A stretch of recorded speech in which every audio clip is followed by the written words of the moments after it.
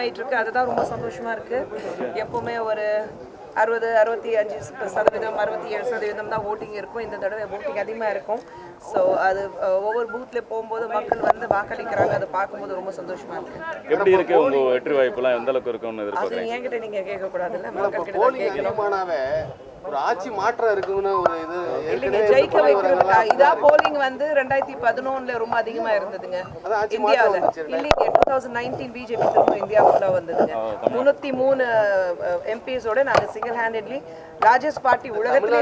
தமிழ்நாட்டில் அப்படி கிடையாது. 2016 அப்படி டோட்டலா தமிழ்நாட்டில் பிஜேபி 2019 நீங்க வந்து லோக்சபா சொல்றீங்க, நான் வந்து இது அசெம்பிளி. எப்பவுமே லோக்சபாக்கும் அசெம்பிளிக்கும் voting பேட்டர்னு இந்தியா முழுவதும் மாறும்.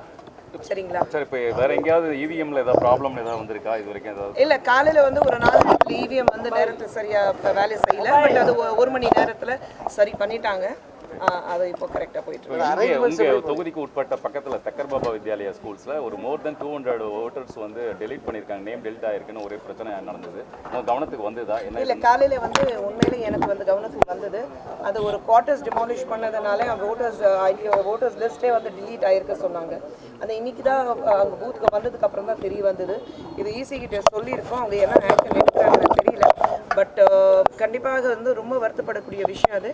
ஓட்டர்ஸ் வந்து அந்த தொகுதியிலே வாழ்கிற மக்கள் வேறு இடத்துல இருந்தாலும் நம்மளுடைய ஓட்டிங் ஐடென்டிஃபிகேஷன் இங்கே இருக்க சொல்லிட்டு இந்த தொகுதியில் வந்து வாக்களிக்கும் போது நம்ம பேரே இல்லை சொல்லும்போது மனசு ரொம்ப கஷ்டப்பட்டு அவங்க திரும்பி போயிருக்காங்க. எனக்கு ரொம்ப வருத்தமாக இருக்குது. அதே பார்த்தீங்கன்னா நீங்கள் சசிகலாஜியோட பேர் கூட இல்லை.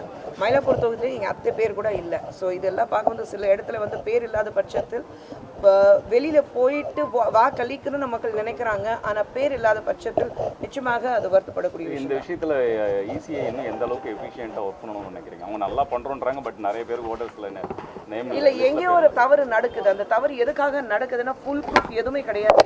ஈஸிலி பார்த்தீங்கன்னா மிஷின் வந்து நேற்று நைட்டு செக் பண்ணோம், ஆனால் காலையில் ஏன் வேலை செய்யலை நான் தெரியல. இல்லை இல்லை இல்லை, நான் சொல்கிறேன் மிஷின் சொல்கிறேன். மிஷின் வந்து அப்படி தான். அதே மாதிரி ஈஸி வந்து இப்படி தான் இருக்குது. நாங்கள் ஃபுல் ப்ரூஃப் இருக்கும், ஆனால் எங்கேயோ ஒரு சின்ன சின்ன தப்பு நடந்துட்டு தான் இருக்குது. அதில் என்ன ஈஸி தான் வந்து ஃபுல் ப்ரூஃப். நெக்ஸ்ட் எலெக்ஷனில் அதுவும் கம்ப்ளீட்லி ஃபுல் ப்ரூஃபாக இருக்கும். உங்கள் துறையைச் சேர்ந்தவர் சற்று முன்பு டி ராஜேந்தர் சில கேள்விகளை முன் வச்சிருக்கிறார். பல்வேறு வாக்குறுதிகளை இப்போ அறிவிச்சிருக்கக்கூடிய அதிமுக அரசு கொரோனாவால் பாதிக்கப்பட்ட போது ஏன் 6 சிலிண்டர் ஃப்ரீயாக கொடுக்கல? அப்போ ஏன் வந்து இபி பில்லை வந்து கட் பண்ணலை? அப்போ ஏன் நிதி உதவி கொடுக்கல? எல்லாம் இப்போ வந்து சொல்கிறாங்களே, கோவிட்டால் மக்கள் பாதிக்கப்பட்டப்போ செய்யாமல் இப்போ வந்து வாக்குறுதி கொடுத்துருக்குறாங்க. இது சரியான்னு கேட்டிருக்கேன். இந்த அவருக்கு நான் வந்து ஒரு கேண்டிடேட்டாக இருக்கும்போது அவருக்கு பதில் கொடுக்க முடியாது. இந்த நேரத்தில் வந்து நான் அவருக்கு வந்து பதில் கொடுக்கும்போது என் கட்சி சார்பாக என் சார்பாக நான் வந்து மறுபடியும் பிரச்சாரம் பண்ணுற மாதிரி ஆகிடும். அந்த violation of code of conduct ஆகிடும். ஸோ அதை நான் பண்ண விரும்பலை. அவரும் ஒரு கட்சி வச்சிருக்கிறாரு, அவர் அரசியல்வாதி தான். இது ஏன் பண்ண முடியலன்னு அவருக்கு நல்லா தெரியும். இந்த நேரத்தில் பதில் கொடுக்க முடியாது. அவர் கேள்வி எழுப்புறாரு. இதே கேள்வி நான் அவர்கிட்ட கேட்பேன். அப்போ கொரோனா டைமில் நீங்கள் ஏன் இந்த கேள்வி எழுப்பலை? அப்போ நீங்கள் ஏன் மக்கள் இதே அதிமுக அரசாங்கம் பார்த்துட்டு நீங்கள் ஏன் இந்த கேள்வி அப்போ எழுப்பலை? வாக்களிக்கிற அன்னைக்கு ஏன் வந்து கேள்வி எழுப்புறீங்கன்னு நான் கேட்பேன்.